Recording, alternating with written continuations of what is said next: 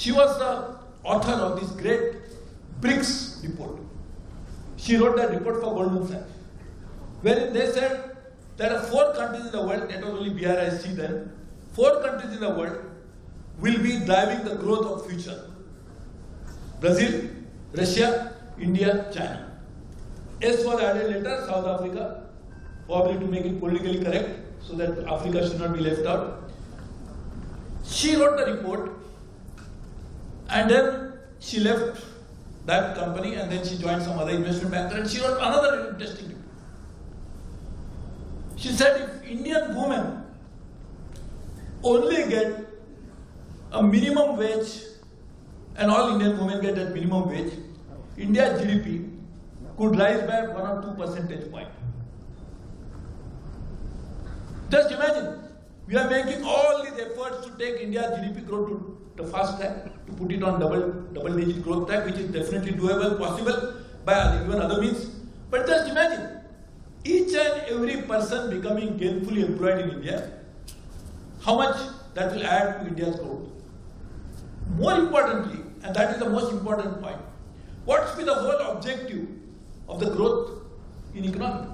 And that's what Mr. Palkhiwala's point always is to be. The growth is just to increase the economic numbers? Is it just to add more to GDP? Or is it something for human development?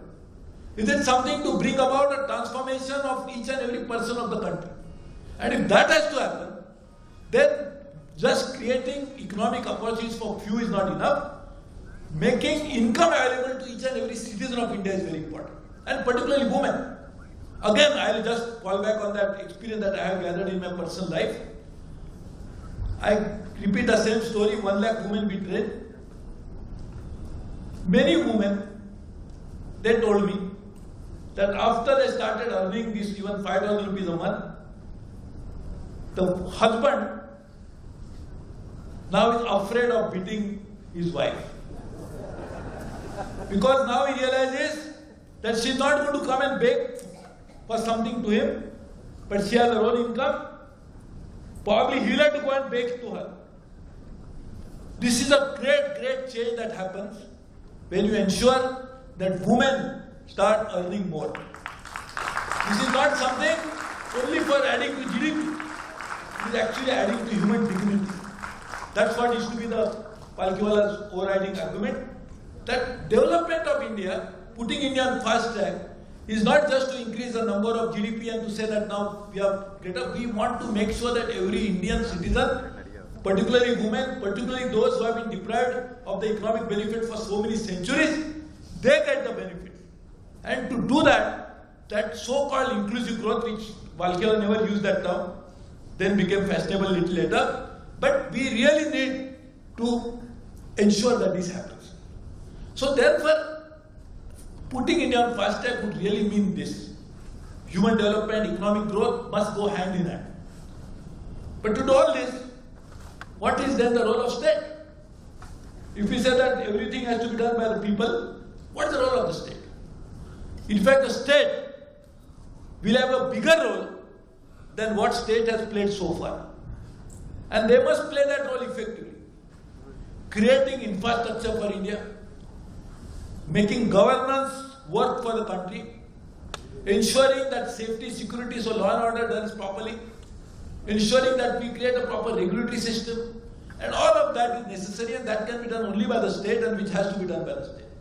So what happened over the last 6-7 decades is that state did everything which the citizens would have done and forgot their core function, which even Palkhiwala wanted states to play. So this is a misconception that Palkhiwala wanted that only capitalist society in which state will have no role to play. In fact, he wanted a state to play a bigger role, which state must play today. So in today's context, putting India on fast track, we must invest more into infrastructure. Without infrastructure, how this entrepreneurship will grow? If you ask the entrepreneurship to come and grow, and there is roads, ports, railways, let the entrepreneur come and develop this. Is it possible? Can we say that startups are necessary? And I'll say the startup has to come.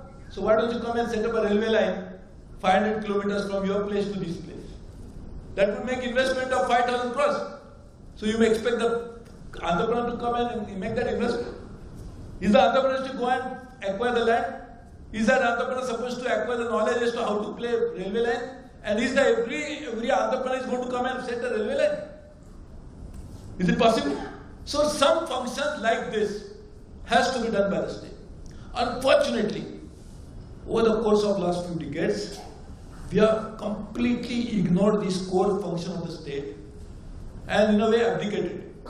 So we must now make sure that we do this function properly. That's what the government had to do. And I will give only one example, and that's of the railways.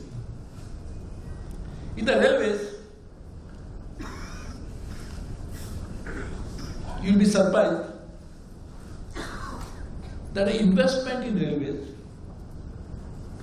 from only I will take say last 2-3 decades has declined to such an extent that railways were losing the market share, which was once upon a time 90%. Result of lack of investment meant not only loss of nodal share, but some part of the capacity that railways has is overutilized to an extent that it is on a verge of breakdown. 16% of railways network handles more than 60% of traffic. 16% of network handles 60% of traffic. And therefore, some of the networks are used at 150-160% of capacity. Now, any one of you know that you need a brake. Even mind needs a brake, body needs a brake, machine needs a brake, everything needs a brake. Machine needs a brake so that we can maintain it. Railway tracks we are not able to maintain. We are not able to replace what was necessary to be replaced. And we decided we'll do this correction. In the course of last 2.5 years, we have decided to invest 3,75,000 crores into the railways. And this is not something which is coming out of nothing. I presented a white paper to the parliament when I became the minister. When everybody was asking me, what will you do as a railway minister? And I can see so many young students sitting behind. You'll be answering a question, I don't know whether it is still there, but in when I was young and younger than you, in the school people, my teacher will ask me a question. Tell me what you will do if you become king or a prime minister or the president of the country for one day. I said, why? First of all, I used to always even that time think, why would somebody make me for one day? And if somebody makes me one day, why would I leave it? But if you become, what will you do for one day? So the same way our friends will ask me question on the first day as a railway minister, what you will learn to do in the railway ministry? When nobody knows about railway, so we give all fantastic answer, we'll do this, we'll do that. So I told him I will not tell you anything, but I will tell you only one thing, that what I will do as a railway minister is to first identify problems and place it before the country. That's what I will definitely do. I did that in case of white paper, presented it before the parliament, and then I presented 2 budgets. The third budget I didn't present, it was presented by the railway minister, by the finance minister. But all the budgets are based on addressing the problem that are mentioned in this white paper.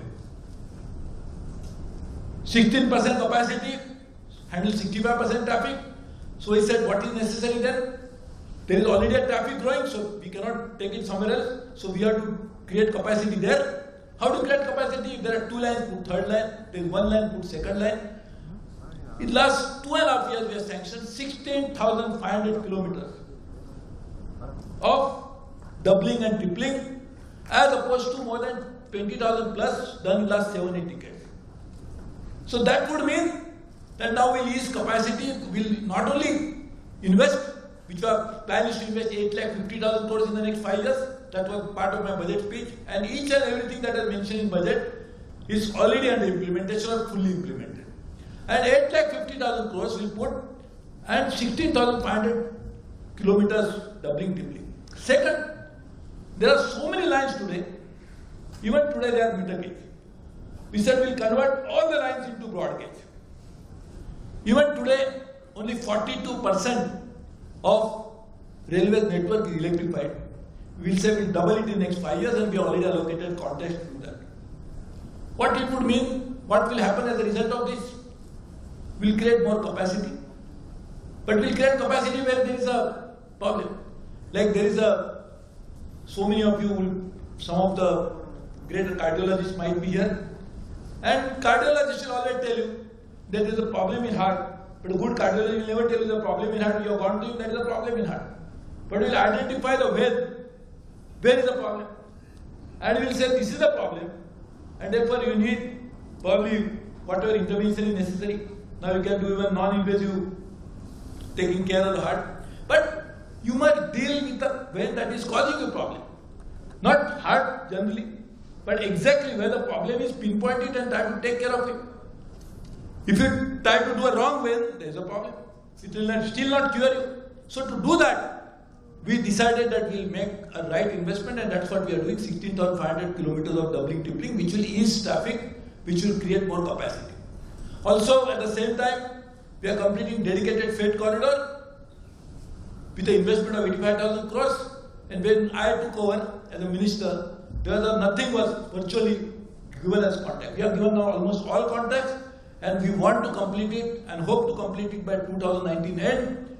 India is one of the few countries, or probably the only country, wherein freight and passenger trains move on the same track. If you can move away the freight trains, it will ease the new capacity, create a new capacity for passengers, and then the freight trains can run as they are supposed to run. There will be timetable freight trains. We just started, in fact, few recently, after the last 2 years.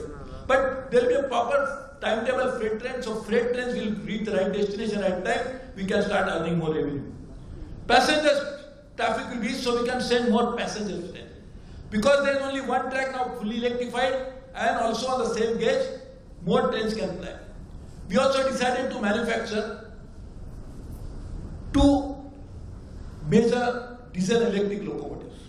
One is done by the GE, the American company, other is by Alstom, the French company. You will be happy to know that they will actually start manufacturing in the next few months. This would mean that trains can run at a much faster rate, more than the capacity that is today. They will have a capacity of maybe 160 kilometers per hour or 200 kilometers per hour. But to do that, we also need rolling stock. So we have decided to change our entire rolling stock of 40,000 coaches, which is almost 90%. You can imagine how old they must be. We have decided to retrofit them in the next 5 years' time. We have decided to track. We are changing even the tracks so that trains can run faster. In fact, on the 2 major trunk routes in India, Delhi to Mumbai, Delhi to Kolkata, we are trying to increase the speed to 200 kilometers maximum speed, and we will give contract 18,000 crores of investment, and gladly NITI Aayog has also cleared it. Though they were initially, everybody was saying what you are doing, but now everybody has realized it's the right way to do. We are doing that. So would have changed the entire system and try to transform it in the next 5 years, which is railways, is an infrastructure investment. We create infrastructure railways. The entrepreneurs can then start a business. There will be not only ease of doing business, but a speed of doing business. Not only ease of doing business, but a business that can be done faster as well as cheaper rate. Railways continue to be one of the most preferred way of transportation globally for many reasons. One is environment. It has the least emission. It has speed, can take more people. It is also, in a way, a public carrier, so it allows people to move from one place to another. And to do that also, to ensure that environmental sustainability happens, we are also working and creating environment directive. But I am not going into all that. But just to tell you that railways and roads and other infrastructure investment will play a key role into putting India on fast track. I have created a report which will be released very soon. National Council for Applied Economic Research asked them to do it. Railways alone have created and will create few crore jobs because we are making this investment.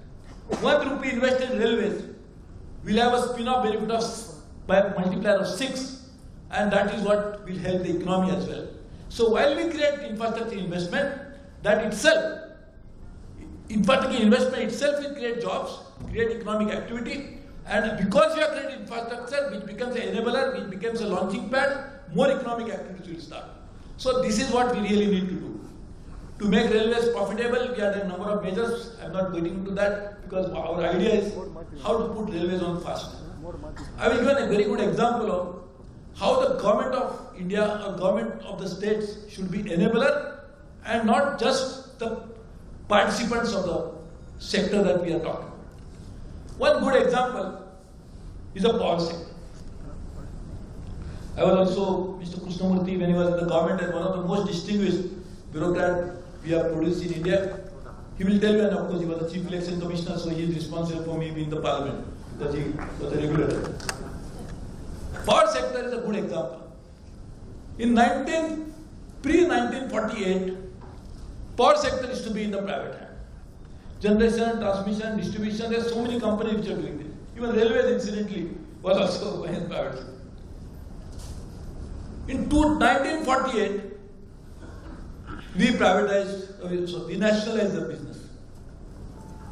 And we created integrated entities, vertical entities. Generation, transmission, distribution will be handled by one company, and it will be called as state electricity boards. After some time, we realized that is my own company. I can use it for whatever purpose I want. So we said, we'll start giving free power. I used to always tell people that you must give free power, there is no problem. But first develop a technology how to generate free power. If you can generate free power, you can give free power, what is the problem? But if you don't have technology of generating free power, and you are giving free power, then what is going to happen? We don't need a scientist or economist or expert to come and tell us that is what exactly happened.